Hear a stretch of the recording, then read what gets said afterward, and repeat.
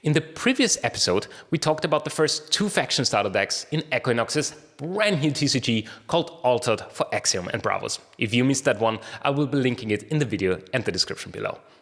There's a total of 4 more factions and starter decks left to analyze for us, and today we will be focusing on the next 2 and wildly different factions, Lyra and Muna. This is Altered Faction Check here on Tabletop Goodness.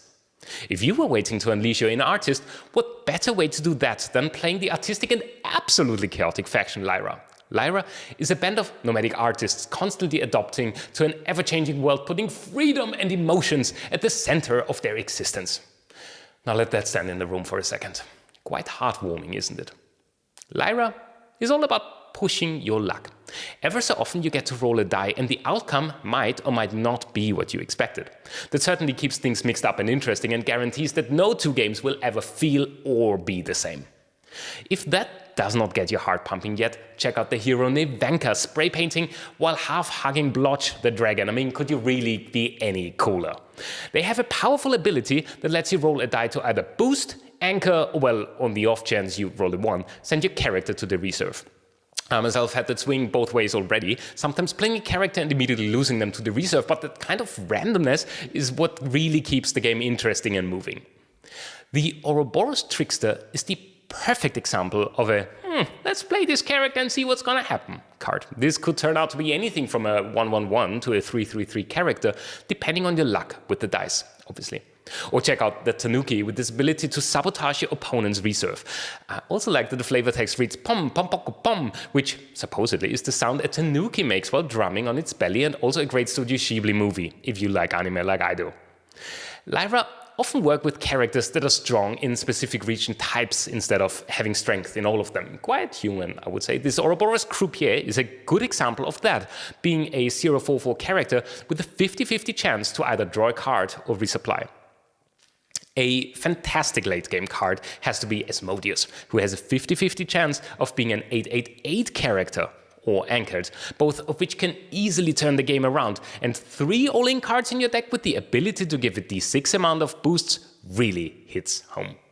Paint Prison, on the other hand, is as crazy as the paint that was used to make this dragon escape its 2-dimensional prison, and will be great to get rid of your opponent's characters, paired with cards like Esmeralda, for example, which puts cards into your reserve. This becomes a viable approach to hold your opponent at bay at low cost.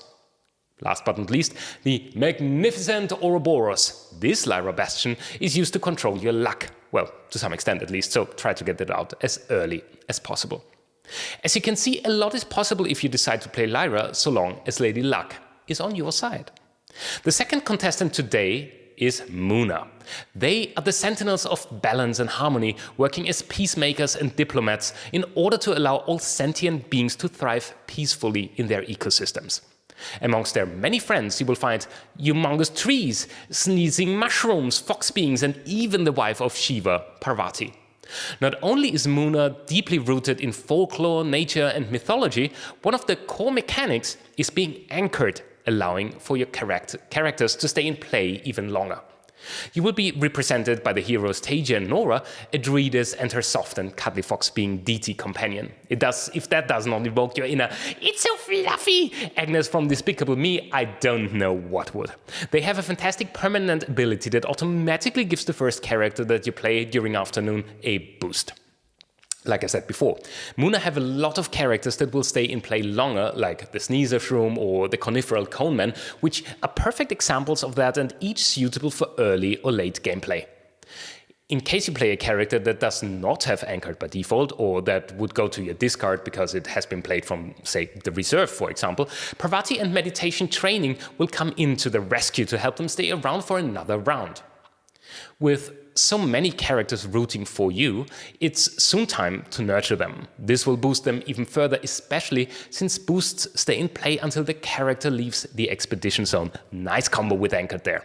Given that so many of your characters are of the type plant, cards like Yongsu are fantastic to play if you already have 2 of those out, giving you a relatively cheap 5/5 early on. Even cards like Daughter of Yggdrasil are easy to play in the beginning and strong at that, with its only downside that your opponent gets to draw a card, which, I mean, to be honest, he would have gotten to do anyways in the next round, right?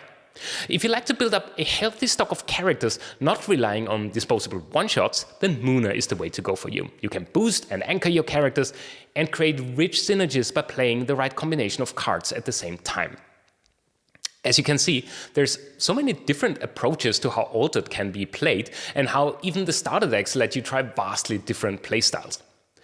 Now, for the question of questions. Which faction would I personally choose out of those two? Well, for me, that would be hands down Lyra. First, I'm an artist at heart, and second, I like that chaos-driven playstyle. Plus, you can cheat the house, so what could possibly ever go wrong with that, right? Would you head out with Lyra or with Muna? Let me know in the comments down below. Like and subscribe to not miss any videos. And as always, thanks for watching, and see you again soon on Tabletop Goodness.